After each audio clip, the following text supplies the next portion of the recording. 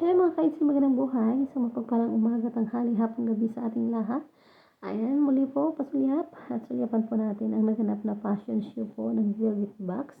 Ito po yung bagong business ni Kalinga Prab. Siyempre, meron siyang business partner dito. And nagkaroon nga ng fashion show kung saan ang nandoon ay ang kanilang ambassadress at ambassadors ay Kalingap Angels at Kalingap Boys. Yan nga, nagpasama nga dito sa aking video, nagpapakita si Queen. Si Queen po isang 13 years old na bata at talaga namang super ganda at ang galing niya mag-model. At ito po yung ginawa niyang racket para pantawin din po sa pangangailangan nilang mag-ina.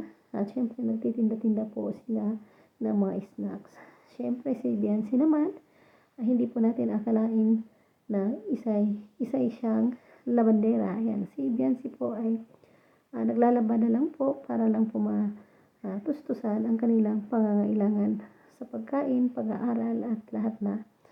And then tingnan nyo naman ngayon, super ganda na ng buhay, super ganda pa ng katawan at ang lagi talagang pagbabago. At yan po ay alagang kalingap.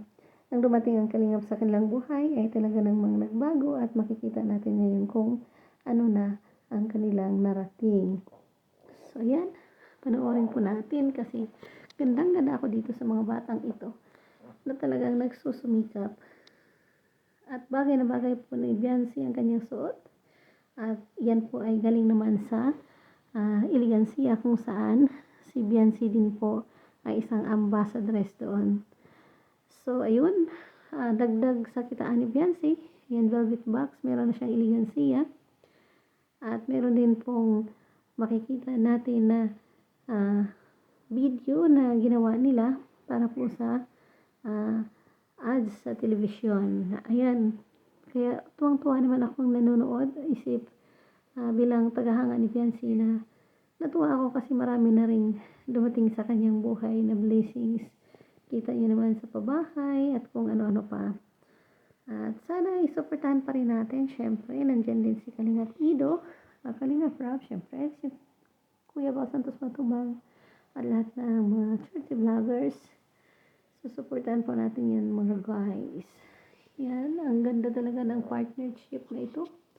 Gusto ko silang pagmasdan, o diba? Akalain mong isang labandera magtitinda lang po ng mga saging at kung ano-ano pa. Ngayon ay may dating na sa buhay.